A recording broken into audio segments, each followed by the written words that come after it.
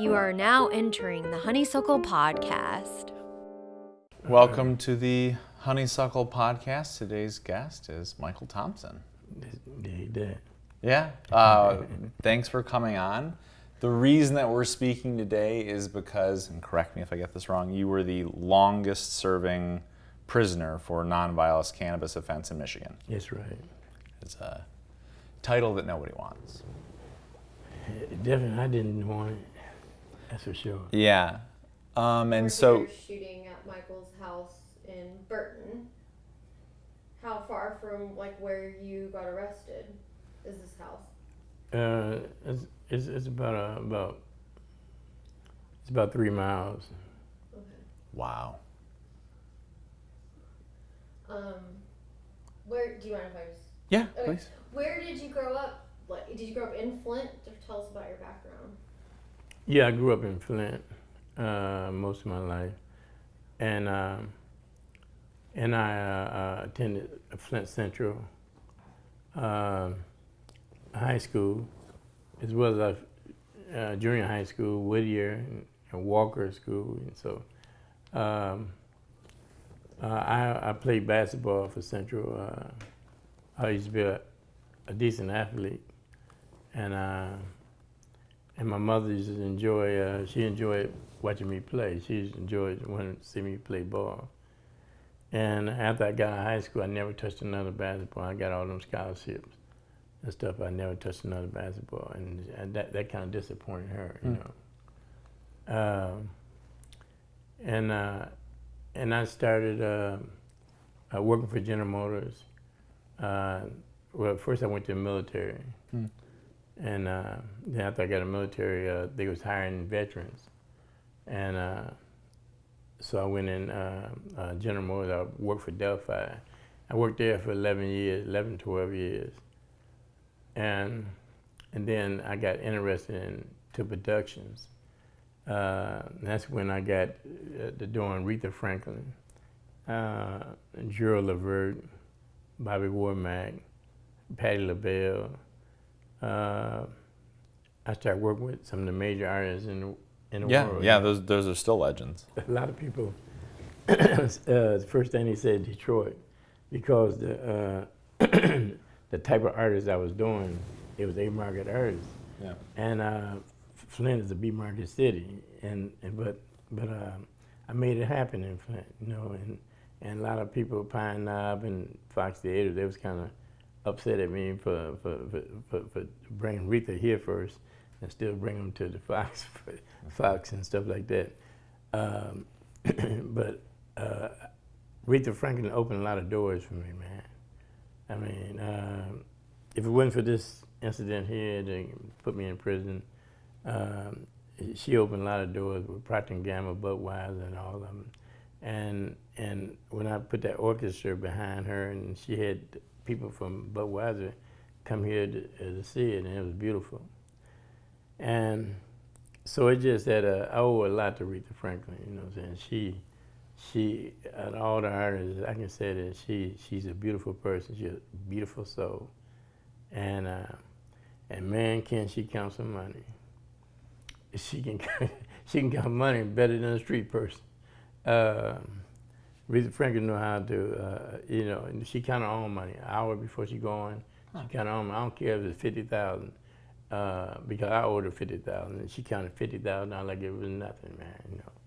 And so I'm just saying, a lot of people don't know it, probably don't know that much about Aretha Franklin, but Aretha Franklin can count money, period. Yeah, I definitely did not come into the day knowing that. She, you know what I'm saying? She can count money. It's a funny story, man. No, listen, I had a bookkeeper named Booker Houston. I said, hey, man, I owe Aretha $50,000. But what my bookkeeper didn't know, it was $60,000 in the bag. Okay. And so I told her, I said, watch your accountant, and just to get my $10,000 out of there. And what happened is he got fixated on her chest, and he got fixated on his chest, and he lost track of Aretha counting money, you know. because Rizzy got a big chest, you know what I'm saying? And so, and he got fixated on that chest. He said, man, and he told me later on what the problem was. Yeah.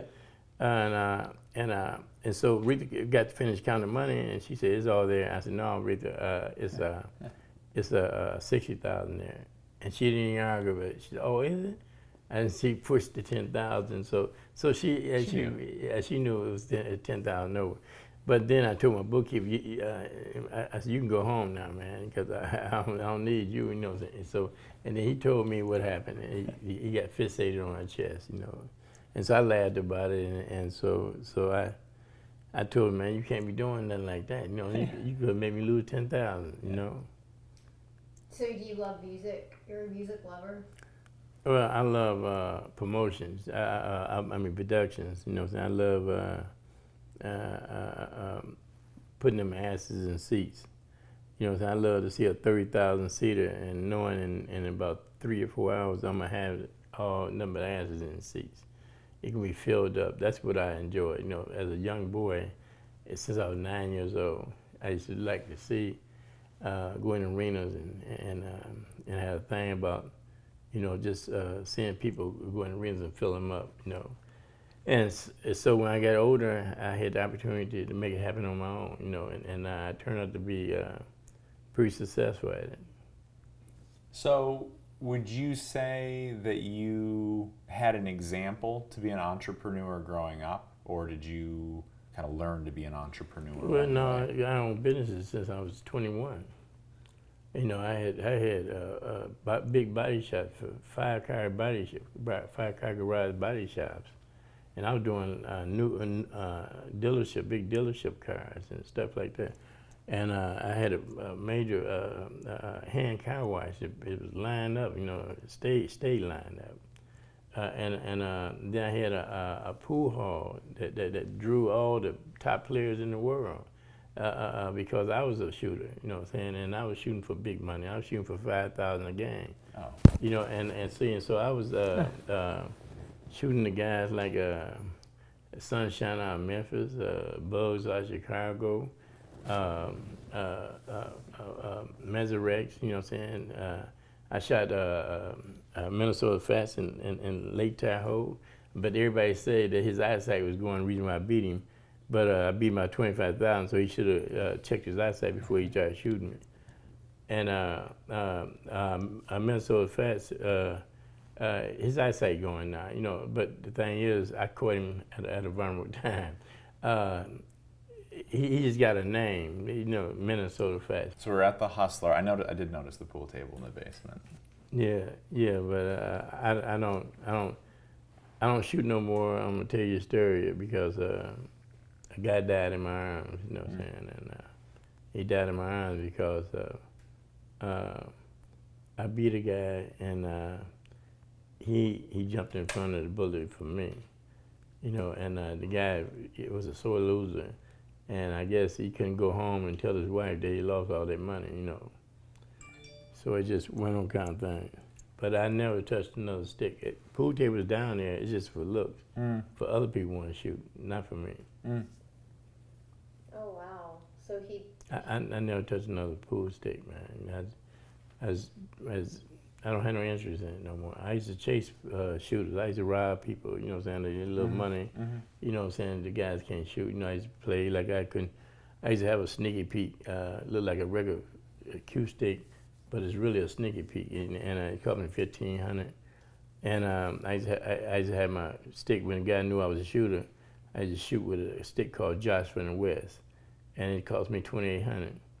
And so it just, I used to be into the game, man, but now it don't even interest me no more. I don't even miss it. What does interest you now? Well, what interests me is the prison reform. You know, me talking about prison reform, me telling the truth. My thing is, everybody been lying. Now it's time to tell the truth, you know.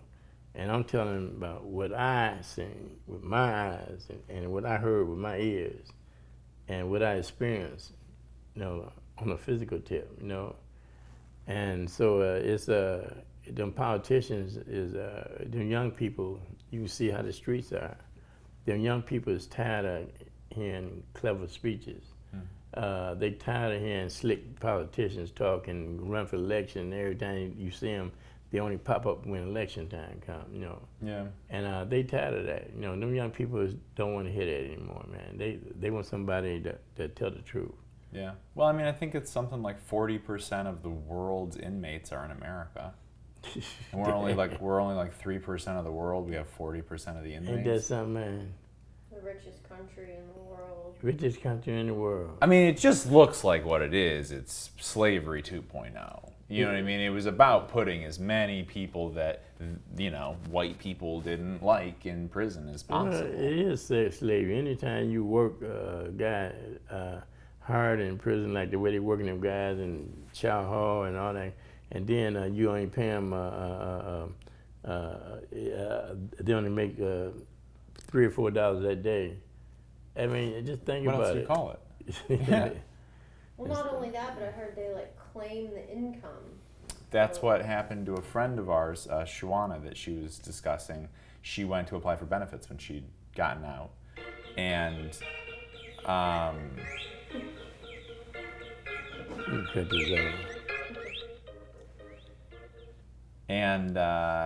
they said she wasn't eligible.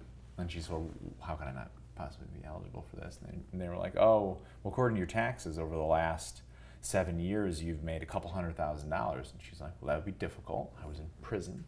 And they were basing her income on whatever, lens crafters. Yeah, or the prison charges $20 an hour to make glasses or mattresses or whatever, and then they pay the inmates. Well, I don't know who gave you that layout, but they can't do that. Matter of fact, don't nobody make no money like that in prison, you know. And what prison charges for guys or whatever they charge, they can't.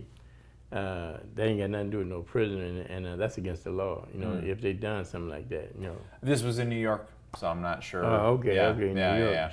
Shit, hey man, that's really crazy. That was California. Was it California? Oh, okay. Yeah, no, it was really crazy when she said that. But yeah, she was ineligible for a lot of things because on paper it looked like she'd been working at Lens Crafters for like the last 8 Well, see, as years. long as you work and all your money that you work and you can show that you made it through the slave pay of a prison life, they can't touch that. But anything, if your people send you a bunch of money, they can try to take that. You know, that's crazy. It just is sad, man, because they done took a bunch of my money. Attorney General, you know what I'm saying? I mean, they didn't sue me, and I got money through loved ones and stuff like that. It wasn't, and they said after a certain amount of money, you can't have it in prison. And even though you got it from your loved ones, you got it legally, and you can't stop your loved one from sending you money and tell them how much to send you. And then they took it? Yeah, they took it. Yeah, I got the paperwork. Wow. So what are the biggest lies? Like you said, you want to tell the truth. What are like the 3 biggest or some of the biggest lies that you've seen that you would want kind of rectified? Well, when I get into the prison reform, since you even spoke about that, I'm gonna get into the prison reform and get into what bothers me, you know. And what bothers me is they know. Look, they did studies. I want you to make sure you get this, because they did studies, man. Paid $30 million on studies, millions of dollars on studies about the prison reform and all that. And they found out what the problem is. They know what the problem is. And then they come, and I read it, and I said, oh, they right on point. But they never do anything about it.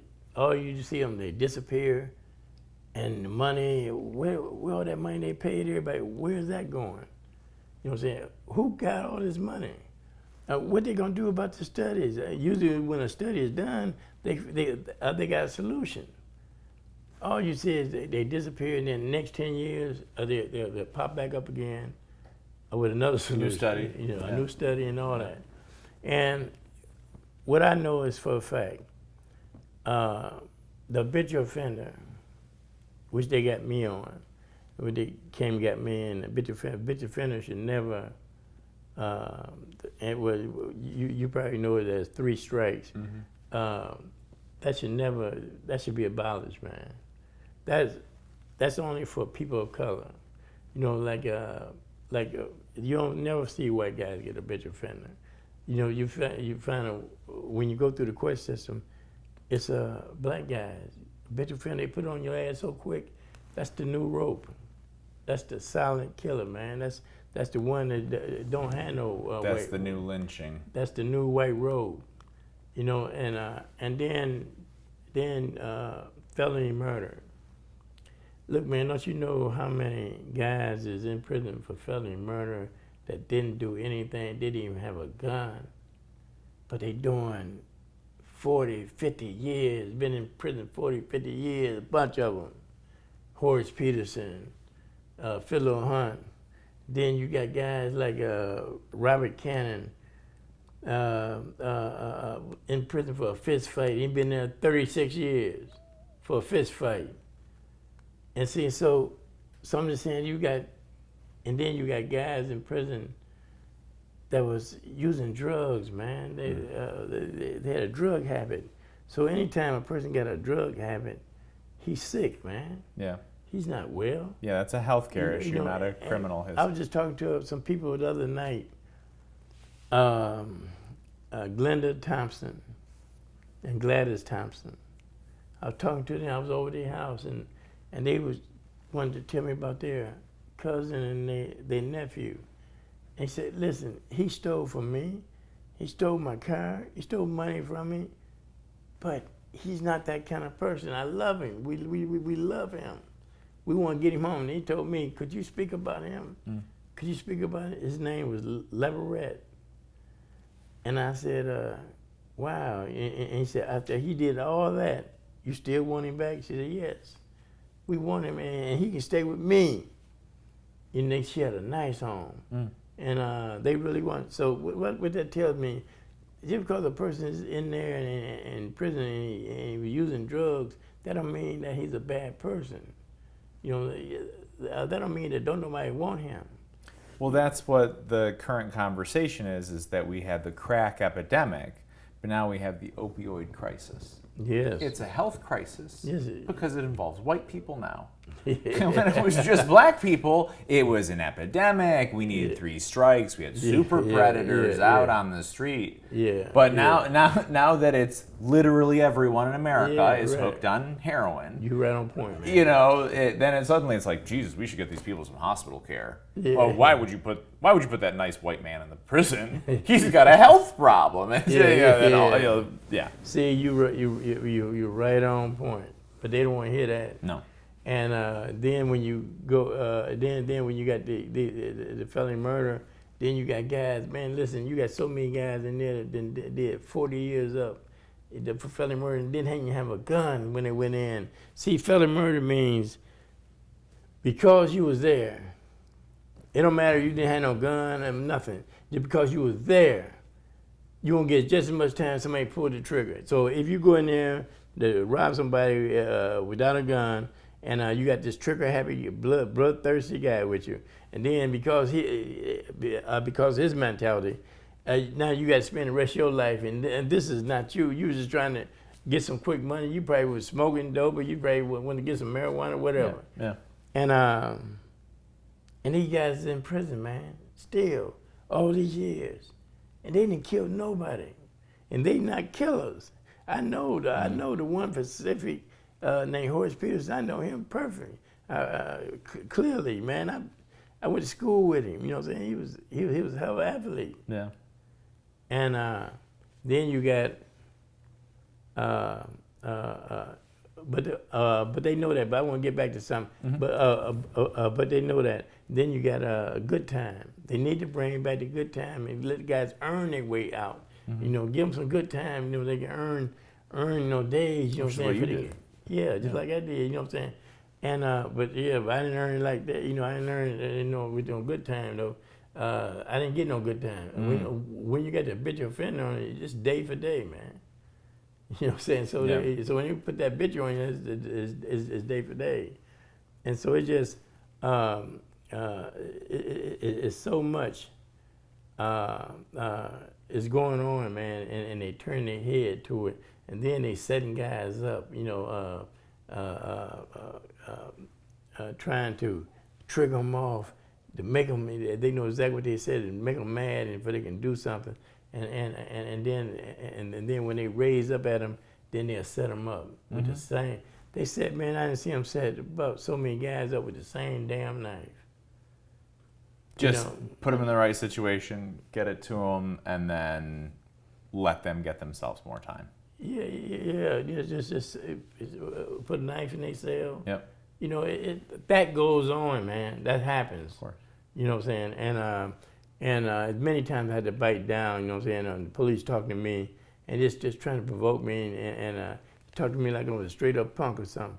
And I said, man, this guy just kept on provoking me, trying to. Man, he talked to me so bad, I feel like I had a mini skirt on. You know what I'm saying? Yeah. That's how horrible they come at you, man. And it's just that it's so many things that they can do. And prison, they don't understand. Every time you create a new law, them politicians, every time you create a new law, the only thing you do is create a new prisoner. I mean, new criminal. That's all you do, man. And they make all these laws, and all you're doing is just making a new criminal if you can lock them up. And so it's just that I don't know who the politicians are listening to, man, but they can't be listening to nobody, because look at how the streets are now. Blood everywhere. And I told them, I said, you can either listen to me or you can listen to the blood in the streets. And you got to understand, you got them single mothers trying to raise a boy, a son, 2 sons, 3 sons.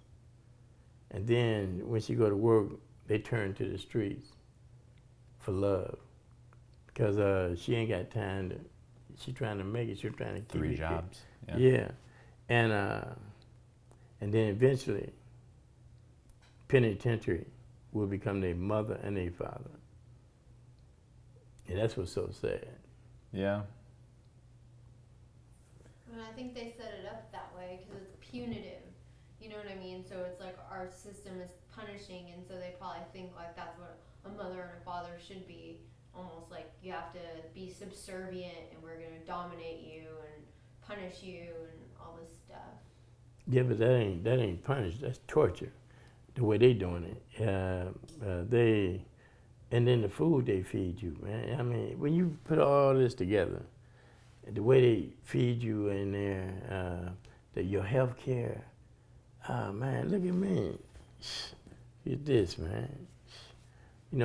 14 years in pain, and I'm thinking it's my groin, I'm thinking it's my knee, and that hip. It was just the hip, and then when I had the hip surgery, I'm straight now. You know what I'm saying? It's good. And matter of fact, when I went down there, I was telling you, hitting the bag, and the therapist, the head therapist, came to do evaluation on me, and he seen me hit the bag, and he said, "Hey man, I'm gonna terminate you." I said, "What?" He said, "I'm gonna terminate you off the, we ain't gonna send no therapist over here because it ain't no need." He said, "You're doing real well for yourself." So it just, I was determined to get well fast. I wasn't gonna be sitting around, waiting for that, because that's when I got everything set to go to Las Vegas with this Last Prisoner project and everything. I was going to be out there with all the people that fought for me and was for me, and they were cheering for me, and I'm going to go out there. So I'm going out there, and it's just people showed so much love, man. And when I got out, it shocked Sean King. It shocked all of them, and then when Kim Kardashian got on board, she sent this lawyer, Kim Carrell, she's the one that got her for me out of Ohio. And Kim didn't know me from nobody, but she was the one that paid the lawyer for me. And this lawyer fought hard to get me free, and today she's proud of that. And it's just that she learned a lot through fighting for getting me free. Interesting. Yeah, and so it's just that all the GoFundMe, it surprised everybody. I was talking to Didi, and Didi said, "Hey, Michael, Sean King said, look like it's gonna happen today." I said, "What? Ain't nothing gonna happen today. Ain't nothing, that money ain't gonna raise that kind of money today." Man, they raised, shocked me. And I was in the store, man, when I seen the numbers going up, man. I was in the store, I was at Staples. And I was looking at it, then Didi came, brought me the phone. Look, Miko. They call me Miko. But anyway, they said, look at this. Look at, Sean King told me this what the numbers are now. And then about 30 minutes later, he said, look, this what the numbers are now. And I couldn't believe it, man. I couldn't believe it was that many people following me. I couldn't believe that many people was interested in me. I couldn't believe that many people showing me so much love. I couldn't believe that. Yeah. What'd that feel like? Man, I feel like there's a bunch of angels. It feels like a bunch of angels flying around me. You know, that's what it felt like. It felt like I was well protected, and there's a lot of people who ain't gonna let me fall. And they, my story, they read it, and then they believed in it. You know, they believed in the story, and they didn't want to see me fall. Yeah. So let's talk about the process, the multi-year process that it was getting out. Whitmer had said something earlier on. Is this true? So who? Whitmer, the governor at the time. Oh, Whitmer. Okay. And then it was. Well, no, it was, you know, there you go. First, it was this girl named Tana. Tana, who wrote the Rolling Stones. I was in the Rolling Stones magazine, and she was the one who written the story about me in the Rolling Stones. Okay. And then this other magazine, I can't remember the name of it right now. Cresco. It was another magazine. Interscope, and she written that, and that, man, that got the attention. I thought the Rolling Stones was gonna get the attention, but that got more attention. That's when it got Kim Kardashian, and that's when it got Snoop Dogg. That's when it got Montel Jordan, Chelsea Handler. That's when it got all them major names, you know. And then Sean King, he was a major player. That drew him in, and so it just and when Sean King got involved, man, the whole game changed. You know,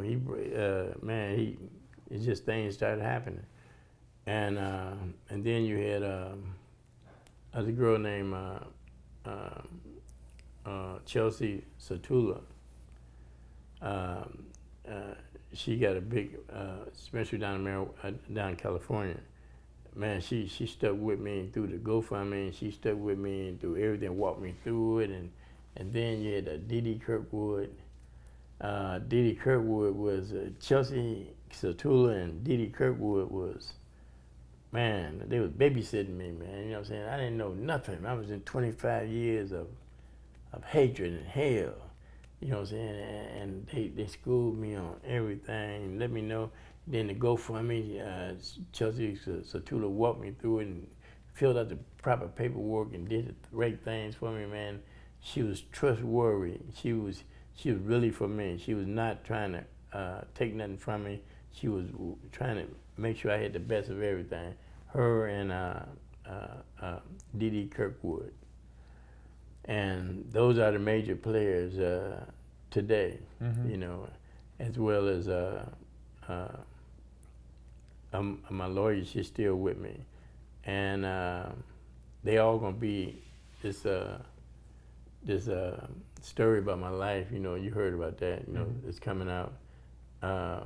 They're gonna be, they all gonna be there for that, you know. But I think the first one gonna open up in San Francisco. Okay. And then I'm trying to get them to do one before it hit all over. I'm trying to get them to do one at the Capitol Theater in Flint. Amazing. Yeah. I want to hit there because a lot of people want to come. Yeah. And they want to do dinners and stuff like that, you know. So that'll be a good one. And so it's so many things I've been blessed with. And this nice home, man, you know, it's a nice home and my vehicle out there.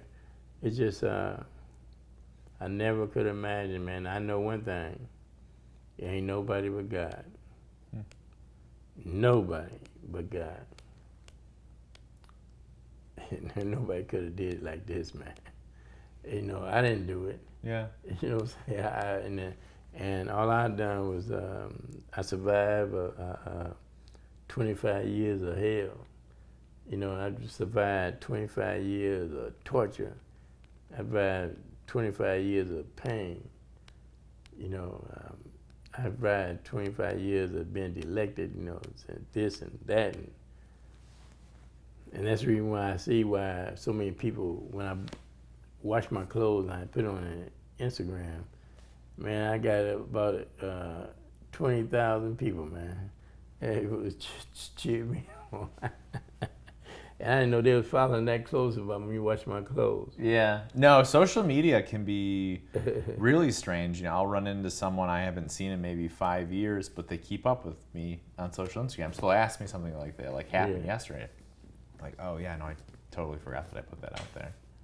Yeah, and so it's just that they felt me when I was speaking about, you know what I'm saying, me wash my clothes in the toilet and stuff. But they didn't feel it like I felt it.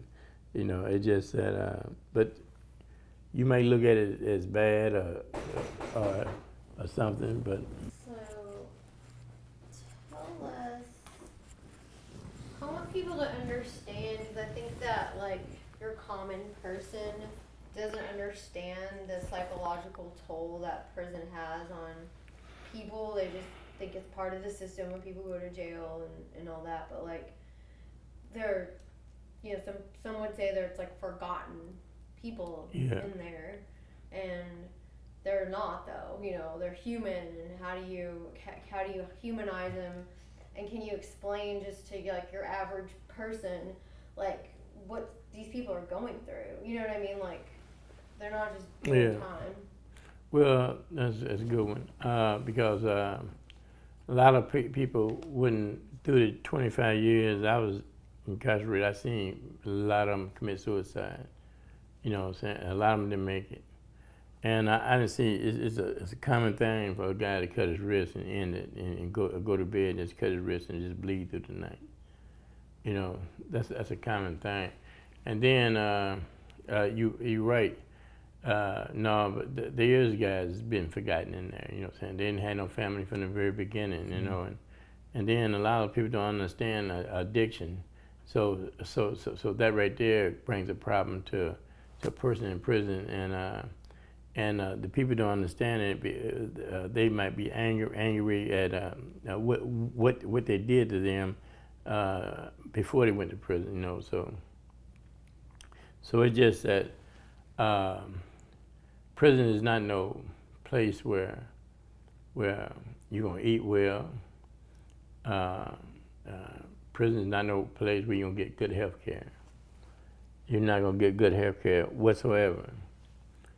And prison is no place where you're gonna get respect.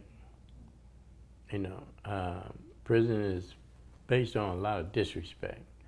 If it's from the staff and it's from some of the inmates. And see, you got inmates in there that prey off the weak, and the ones that that can't defend themselves. They not them kind of people. And so you got all these groups that you're dealing with. Whatever you want to call them, gangs or whatever. And then you got these religious groups. You know what I'm saying? That's you're dealing with. So you got so many other things. Every day you wake up, you don't know what you're gonna face. And so it's just here's a young child, and his young child, he come to prison, and he don't know, he committed crime, but he don't know that either he gonna have to join something or he gonna have to be subject to be a target, and myself, I had made a vow that when I go to prison, that I only got one name. They would call me Miko at the time. And I said, I'm never going to change my name. The only thing going to separate me from my name is death. And I was willing to take it there. And I was tested. And fortunately, I made it through it, and I didn't get hurt too bad, except the time when You were stabbed. well, I don't say it, but it's some things happened, and it was ugly, Yeah. and so it just that, mentally you got to be strong. You got to be strong, man, because don't nobody feel sorry for you. Like when you tell a guy in prison, man, it's my birthday today. He said, yeah, happy birthday. Here's a honey bun. Throw it to your ass, you know what I'm saying? And they don't care nothing about your birthday, man. And that's a guy that, them young kids, they come in and tell you, hey, man, my birthday today. And they don't know, man. Them ass bandits, that's all they want to hear. Oh, your birthday today? Oh, come here, man, let me talk to you, you know what I'm saying? And see, so it's an ugly place, man. So you spent a quarter of a century in a place meant to dehumanize you, and then you come back out. Was there a process of kind of like rehumanizing yourself? Well, yeah, but I come from a good family. And so it wasn't gonna be that hard, because I knew from right from wrong, and I knew that the family I had, they installed a lot of good things in me, and the other things that I come across came from the streets, But my family told me everything right. The only thing I had to do is just hear the voices of my family. So me getting back, the only big problem I had coming out of prison is man, these damn electronics, man. You know what I'm saying? Shit, a car talking to you, a navigator. Man, it took me a while to figure that navigator out. And I'm trying to figure. And then I'm looking and I'm saying, man, how in the world they can create something like this all over the world, and they can take you straight to a guy's house. And that was amazing to me. I had to sit back and check that out. And then that phone, man, that phone, shit. Hey, I'm still trying to figure that phone out. I was watching how I gave it to you all, you know what I'm saying? I would take the pictures like it ain't. Man, you couldn't give me your phone and I'd do that. I'd look at it. And they just said I had to figure out a little thing, take me a little time. And I'm looking at how y'all playing with the electronics, you know what I'm saying? Like it ain't nothing. You didn't play with the telephone, it ain't nothing. Ain't nothing, but me, I'm looking at it and I'm saying, man, how they do this, how they do that? And it's just amazing to me, man. And you gotta understand, man, I've come from a place that don't have no computers whatsoever. They wouldn't You wouldn't think you can't do nothing with a computer. So it's just amazing how the car. You know, when I first got out, I thought, I get out and drive this car. You know, this car ain't about nothing. You know what I'm saying? I've gotten past this driver's test and go to Secretary of State. Yeah, that ain't nothing. Man, that little test, I passed that years ago, and I laughed at it. Shit. Excuse me. But anyway, man, I got on that. I got down to the Secretary of State, and shoot, man, that Secretary of State had about I forgot how many questions. Well, it was a lot of them. You know what I'm saying? There wasn't no 12 like the time I remember. You know, there were no 12 questions. It was a whole bunch of them, and I'm looking at the questions they had on there. It wasn't no normal question. It was something about how many feet of slide, this and that. All. It wasn't no just no normal driver's test I remember. And man, I got up there, man. I went in there, Secretary of State to do a test. Hey, man, I'll be right back in a minute. And I went in there and take the test, and I looked and I said, ooh wee. No, I said, ooh wee. I looked around, seeing where everybody was, and I seen my man out there. I said, I can't flunk this test. He's sitting out there waiting for me. I can't do that. I can't even face my people. You know what I'm saying? If I flunk this test. Yeah. And I've been waiting to drive a car, and everybody was talking about, yeah, when you don't go get your driver's test. And yeah. And shit, man, I'll tell anybody, you better get a book. You better get a book, because it ain't the same driver's test that I remember. And then I go in the Secretary of State now, I see guys taking tests. I see how they keep coming back. I said to myself, yeah.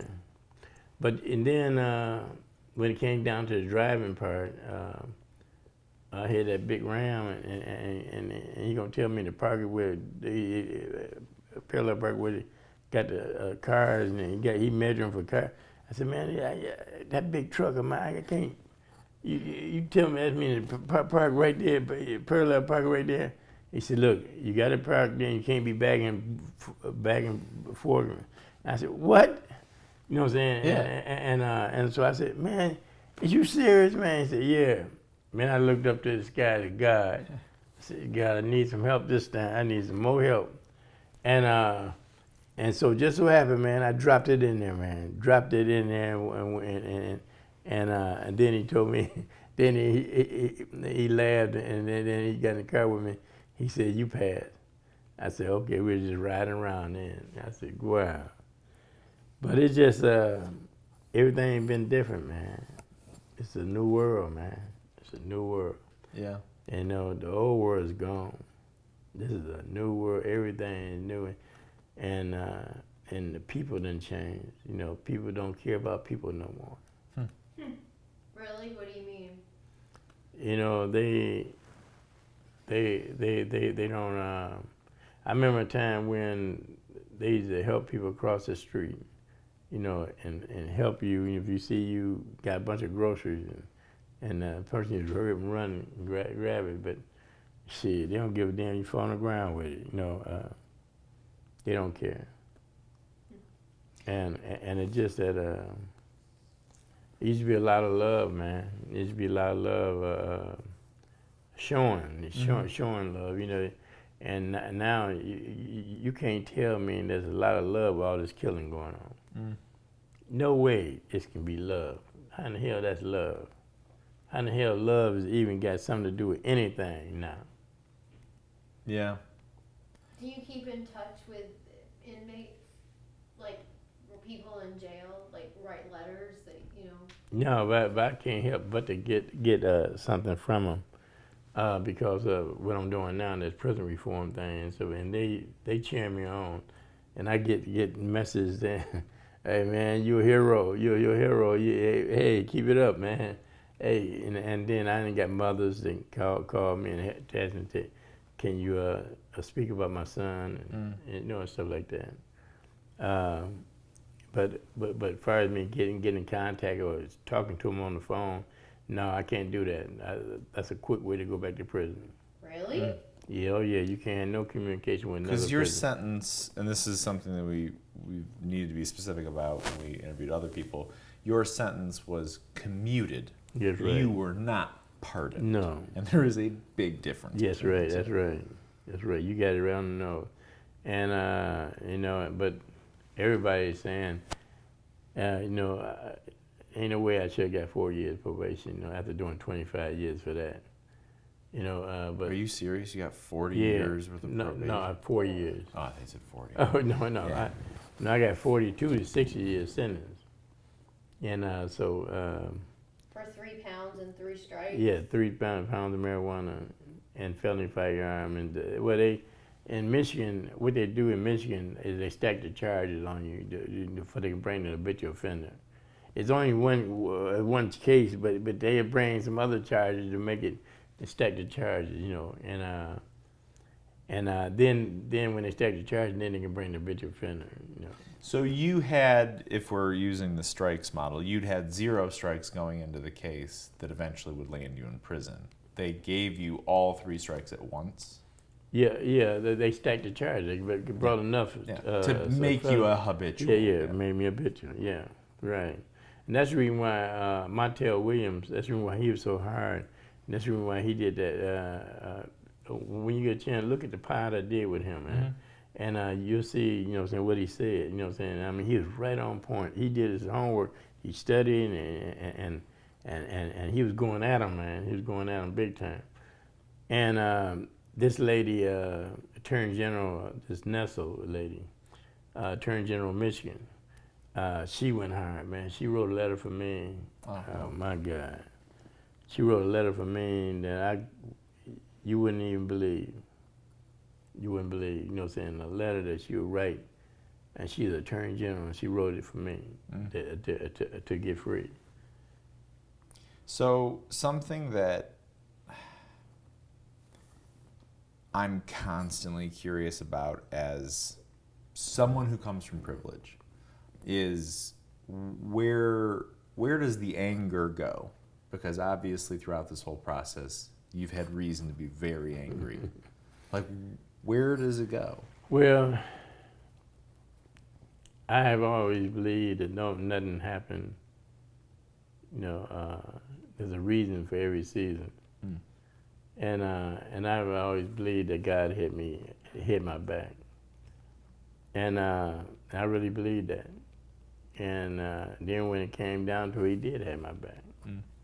You know, so it's just that I can look at it from all different ways, but I mean, what can you do after you did 25 years? What can you really do? You go insane. If you run crack up. You know, they got so many guys under suicide watch in there in prison. You know, you guys got jobs now, just sit by your door and just watch you, you know, in the hole. And they watch you because you suicidal. And a lot of them young guys coming in prison now, and they taking pills, man. They're taking all kind of pills, and they going straight. They're going straight to suicidal. You know what I'm saying? Suicidal watch. What happens to those young guys that go in there naive? Like, when they come out, are they just screwed up mentally? Well, you know, you got, private correction, they be on drugs, and then private correction put them on their drugs. Private correction said, if you can't do the time, we'll help you. And they give them Thorazine. Very intense.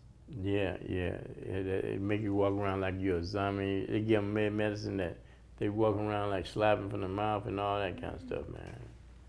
And then when they about to go home, they about to get released, they'll stop giving it to them, but then they release them from prison, and then they going out, and they hit them on them powerful drugs for so many years.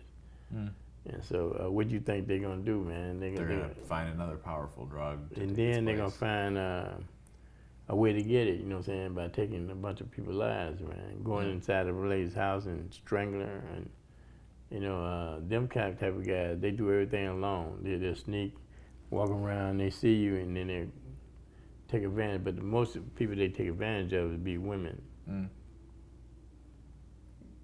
So, what was your relationship with cannabis when you caught the charges that you caught? Are you like a daily consumer?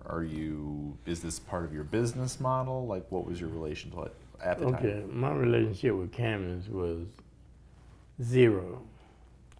I never got high, man. I don't smoke marijuana. I don't drink liquor. I don't do drugs. And that sounds funny. All the time I done and what I was in prison for and stuff like that. But no, I don't do any drugs. And but my thing with cannabis is I never looked at cannabis as a hard drug. That's because it's not. No, I never looked at cannabis as a bad drug. I'm still wondering today why they got so many people in jail for cannabis, and marijuana ain't killed nobody. I'm wondering why all them people in jail for all this time and gave all these years, and the marijuana ain't killed nobody. And then you got all these big companies making billions of dollars. And then you still got all these people in prison for marijuana. Now, my thing is, when is somebody gonna say enough is enough and have common sense to let them people go? Let them people out, man.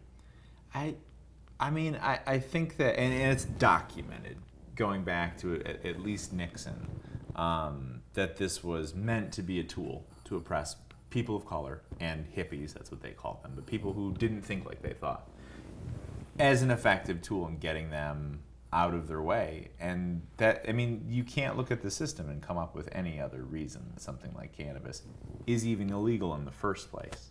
I remember when I spent some time away from it, and then I was actually at work, and we got high, and we went out to a restaurant, and I was just like, how is this feeling that I'm having illegal? The only thing that was in danger was the burrito that was on my plate. You know what I mean? It didn't survive. But you know what I mean? I just remember having this and thinking that really they were making this feeling that I was having illegal, and just how insane it was that could be like that, because I'm a former alcoholic or current alcoholic who doesn't drink, and man, you want to talk about dangerous substances. That's something that I could walk from here and go buy legally, enough to kill myself, enough to be deadly to me. Yet, there's a plant, that if you smoke, that has a 10,000 year history with 0 fatalities, and that's what we're packing our prisons with. I was just looking at even right down Court Street, right down there. They got a dispensary down there, and it's so, everything is so professionally ran, man. And I'm looking at all these dispensaries that they be sending me to speak or spending me to, to make appearance. And I'm looking at how professional and how clean they all are, how organized they are. And I'm looking at and I'm looking at how many people is coming to them and riding in and out, just constantly going to them. And I just can't see, why they, why the federal government, they can make a bunch of money with them, paying taxes and everything. And then the state, they get their taxes. But the thing is, you can't put no money in no banks, man. You know what I'm saying? And that don't make no sense, of how all this, the money they can be making, man, off of this, that's not hurting no one. My thing is, man, when is somebody gonna use their common sense? Yeah. You ain't got to be the smartest person in the world. No, you can be incredibly dumb and look at the situation. Yeah. This is not an intelligence thing. I really think that the racist people who are in our country, because there's a lot of them, would rather not have the tax money. They would rather have people behind bars for these crimes, because that's what they're doing. That is what their inaction or action does. But the thing is, you got all this money floating around to do some good to the schools, the school system. And look at all these schools closing up, man. Look at all these schools. And you got all this thing, you got this marijuana money. Can't wait to help the schools. Yep. You know, they don't have no problem with it. Yep. But you too stuck on stupid to really see what this marijuana money can do. It can help a lot of people. It can help a lot of people in many different ways, not just the school system. Man, that's some serious money, man. Yeah. And here you is turning your head to some serious money. And I'm talking about this is innocent. This marijuana is not no deadly killer. It ain't no heroin. It ain't no, you know what I'm saying, opiates, you know what I'm saying? You know, this is just marijuana, a leaf that they smoke, and then they come down, they lay back. They don't be picking a gun up soon as they smoke and want to go kill somebody. No. You know, No. it ain't that kind of party, man. And I just don't understand why people still in prison, man. For that, I don't understand. Yeah. I mean, obviously, neither do we. I mean, I'm a daily cannabis user. You know, I'm not out rioting in the streets. I'm working 16 hours a day. You know what I mean? Like, I work my ass off. Yeah. You know, it's just, I can drink alcohol and I prefer it, and it's not hurting anybody, and I can get most of it legally. We were just in LA, and we went to the largest dispensary in LA, and I mean, I'm used to getting stuff in sandwich bags. You know, this is coming in bottles and things, and there's lights on it, and you know, all this. But you got to, alcohol is no good for you, man. You know, alcohol is a deadly killer, and alcohol, having served you, it served when you did use it, it only served the negative. Yeah. You know what I'm saying? Yep. I mean, it didn't bring the best of you out. It brought the worst of you out. You know, and so now that, but you know, you got to pat yourself on the back, because a lot of people never get the chance to, you know what I'm saying, to escape it. Yeah. And you did. You know what I'm saying? And a lot of people, when you become an alcoholic, it's hard, man. And then after that, every day, you know what I'm saying, it's a challenge. You know what I'm saying, that you don't slip back, you know what I'm saying, to that, you know. Yeah. And so it just, you're doing the right thing now, man. You know, then stand away from that, because at one time that was your God. Mm-hmm. You know what I'm saying? That's what alcohol do. Alcohol turns you into, make you think, believe that they the God. You know, this is your God. Keep drinking this fight water. You know, and this is your God, you know. Yeah. And really, all your talents, man, you know what I'm saying, you were destroying them. And you was useless, you know what I'm saying, because that alcohol had you believing something totally different, you know what I'm saying. You wouldn't listen to your inner soul. You would listen to that bullshit, the devil's soul, you know what I'm saying. I mean, when I was in rehabilitation, you know, they said that I have a disease that tells me I don't have it. And I found that was very true. That when you're in that world, just your brain just says, no, that's not true. And you're like, oh, okay, this is fine. You know, this is daily drinking and driving, and you're like, oh, this is fine. It's totally fine. And then you look back at it and you're like, how could I possibly have listened to that voice for as long as I did? I don't really know why. But you're smart, man. You know, you're super smart. I can tell that. You know, you got talents, man. You got talent. You got talent for what you're doing now. You know, that's that's your calling, man. You know what I'm saying? How you found it, I don't know. But that is actually what got me sober. My brain asked it. My brain asked the question, do you stand a better chance of being a filmmaker sober or drinking? And the answer was instant. It was sober. And I didn't really have anything to do after that. I was just like, okay, that's the answer. Now I have to get sober.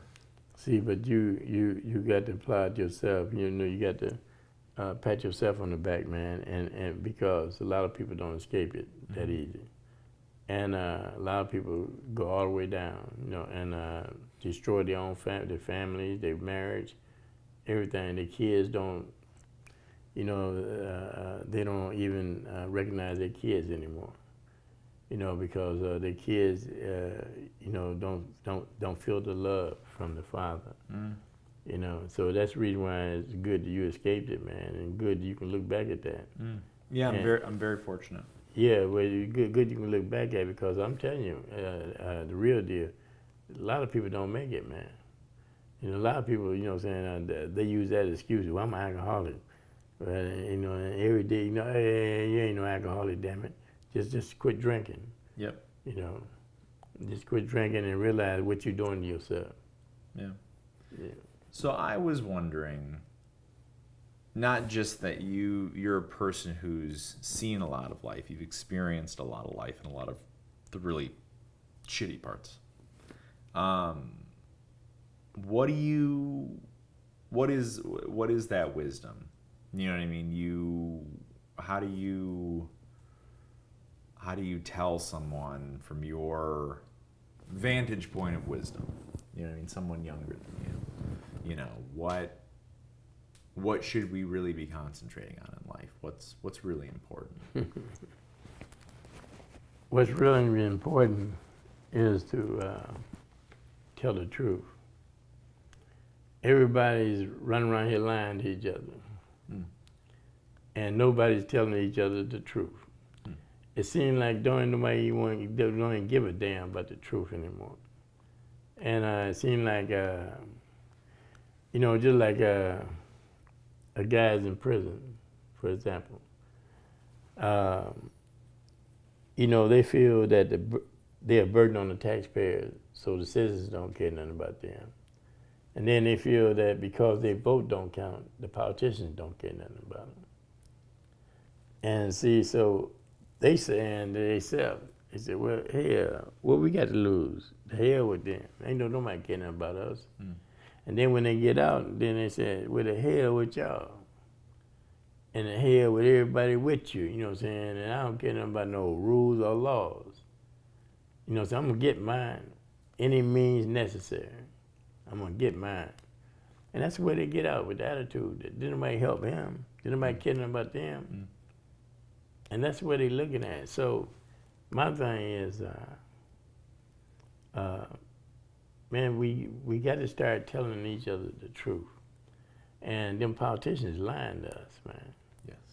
They lying they lying, man. They lying, and they are, and it's all about them, and it's all about, you know what I'm saying, what they taking home to their family. They don't care nothing about if you don't never have nothing. They just every election is the same bullshitting speech. Yeah, just a different person saying It's the same, the different person saying. You got an older one, and that older one fade out, and then a younger one, and he come up in the ranks of line. So what I'm saying is, all we doing is living within a world of lies. Nobody's telling us the truth, man. And that's the reason why I came out of prison, and that's the reason why I'm speaking on the prison reform. But the main thing I want you to understand, I'm telling you the truth. And I ain't for sale. Can't nobody buy me to shut up. Can't nobody buy me to keep me quiet or say what they want me to say. You know what I'm saying? I'm my own man, and I'm gonna speak, you know what I'm saying, because I speak to one heart to another heart. You know, I don't speak like a politician. I don't speak like a motivational speaker. I don't speak like none of that. I'm just me, man. just want to tell the truth about what the citizens really don't know is going on. And I just want to bring awareness to those that might give a damn. What about appreciation for what some people would consider like the little things in life?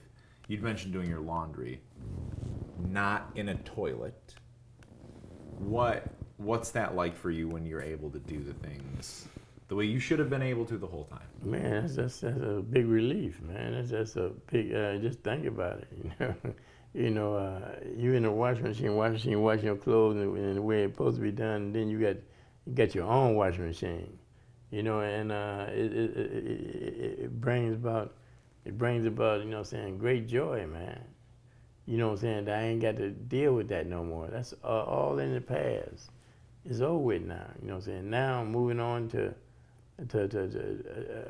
things that's somebody showing some kind of humanity, man. You know, I don't feel like like I'm living like a cockroach anymore. You know what I'm saying? I feel like I'm living within humanity, man. And I'm getting shown humanity every day through people that speak about me on the Instagram and comments they make. It makes a big difference, man. You know, and I read them. I read every one of them, and they said some touching things. And there's been some times when I read them that it touched me, you know, and I appreciate it, you know. And it's just that I just wish that people would wake up, man, and quit listening to any and everything a politician says. Because he's just talking, man. He's just talking and it sounds good to him, and so he feels it sounds good to you. He's just talking, man. And don't nobody got a whole lot of time anymore, man. Time is running out. I mean, the planet might only have so many years left. That's totally true. Time is going fast, man. Yeah. And don't nobody have no whole lot of time to hear the same BS, man. I agree. Speaking of time, what are some of the things that you have planned for your time in the future? Are there anything that you're looking forward to? Any places you're going to go? Meals you're going to eat? Anything like that? Well, I done got older now, man. You know what I'm saying? And so my thing, and then I spent a lot of years in prison now, and my joy comes through saving the lives within the prison reform. You know what I'm saying? And to wake people up. You know what I'm saying, about the politicians about this marijuana thing. They let them know, man, quit being stupid, you know what I'm saying, and quit playing games with people, you know, quit playing games with using word games, you know what I'm saying, first this marijuana thing, you know. And then those that, you know what I'm saying, you need to revisit, you know what I'm saying, some of these laws y'all got that's in prison, you know what I'm saying. So that's where my life is, man. I dedicated my life to the prison reform. And I'm serious about that, you know, and just like I told you before, I'm not no guy to speak like a lot of them, and I ain't trying to speak like them, and I ain't gonna never speak like them. And another thing I'm never gonna be is a person for sale. I'll never be for sale for nobody, man. I'll die first. I'm not gonna be for sale. There's so many people, so many politicians. They all been bought, man. They all got some kind of thing going on with some kind of big company. You got them, and they all lobbyists. You know what I'm saying? Lobbyists. That's a game. That's a word, and lobbyists ain't nothing but some people getting bribe money, man. Yep. Yes. You know, and So it's just how can they be straight, man? They too busy sneaking money, man, trying to talk people. And then when the people give them money, then they got to listen to what them people that gave them that money say. You know, they got to what you gonna do for me? What have you done for me lately? Type thing, you know. Yeah. Who are you on Instagram so people can follow you? Who I'm on Instagram? Yeah. What's your? It's MF free, right? Or MT free. Yeah, That's yeah, your tag. yeah. MT free. 2020, I think. Okay. We can We can put it on the screen. Yeah. Shit, hey, you asked me a Pop quiz. you know, you asked me a question I didn't told you. I didn't know nothing about no, you know, that computer stuff. You know what I'm saying, and all them codes. And all that. Yeah. Shit, you know, it's just that the burger alarm. I have trouble with that. Shit, you know, but I had to learn that. I had to learn quick. Because it hit my ass up in here one day and noise and it went off and shit, I had to really figure it out, you know. Yeah. But it's just that the thing that y'all doing is good and getting the word out and bring awareness. And my thing is, I just want to find out this. With y'all, my thing is, I just like to speak to people. And all I'm doing, and I'm doing a good job with a certain group of people, and I just want to speak to one heart to another heart. And that's what I speak from, man. I don't speak, if you notice, you'll never see me with no notes. You'll never see me with a notebook, you know what I'm saying, looking in it, you know what I'm saying. You know, that's I call that staging. And I call that, you know what I'm saying, a person prepared to tell a lie. Preparing themselves, you know what I'm saying, for to fool somebody. You know what I'm saying? I'm not trying to fool nobody. I'm trying to talk to you. I'm trying to talk to one heart to another heart. That's all. And I don't need no paperwork. I ain't never had no paperwork, you know what I'm saying, with me. When I'm speaking, when I'm doing on things, I never, and I never will. Because I speak the truth, and I speak to one heart to another heart. And my motto, when I end it, every time I end something, and that's when we had some T-shirts made like that with that slogan on with criminal justice symbol for prison reform. And this is my motto, and these are my words, my final words. All you got to do is care. That's it. Do you have anything else? No, only that's good message to pass on. But what else can people do? Like if someone's watching this or reading this and they're fed up and they want to do something, write letters. Like what's the most effective advocacy that like pedestrians can take to help the situation? Oh, you talking about the prison reform? Yeah. Well, for one, they can write my P.O. box. Now I'm looking at the notes. Yeah, I don't know. I don't even know my whole P.O. box. But anyway, for one, they can write my P.O. box. P.O. Box 190263, Burton, Michigan 48579. And they can write that, and well, they can. I be on the Instagram all the time, you know what I'm saying. So I don't know how they work that. And if they got anything they want to say, they can say it on Instagram as well. But the main thing is the P.O. box, and because that's something that I pick up every day myself, you know what I'm saying. So. Thank you. Did you want to share anything else? Yes. You finna close it now? I mean. Okay. No. I just want to know if you gonna close it. Okay. Yeah. Okay. Okay. I want to thank you for this opportunity. Because it seemed like it looked like you all's heart in the right place. and you're fighting for the same thing I'm fighting for, and that's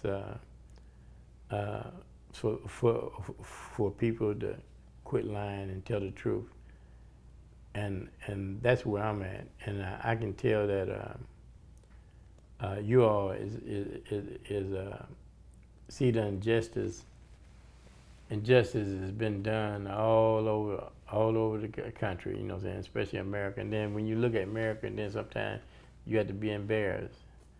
Because I'm looking at all these people on drugs, and I'm looking at all these sick people, you know what I'm saying, that they ain't getting no mental health help, and then they got, I don't know if you know it or not, but they didn't mix, they closed the mental health now, you know what I'm saying, and now they mix them now inside the prisons. Yep.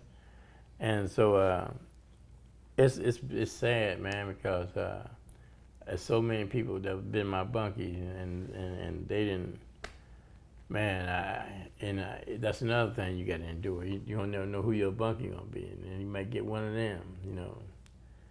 So it just, I see so much corruption going on, and then first thing you do, they get on TV and they talk about how bad the killings is, and look at the killings in Chicago. Man, they've been killing like that for years, and they could have stopped it. They had a president.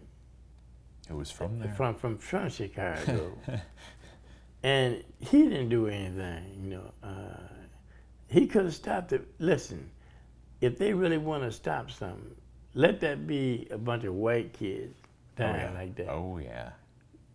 And that would never happen. No. So basically what you said earlier, man, everything you said, you was right on point, man, you know. And so what I'm saying is, all this stuff is going on. They can stop it. They can stop it. And the things that need to be corrected, like this marijuana thing, and all these guys in prison, they can correct it. And all this killing going on in Chicago and Flint,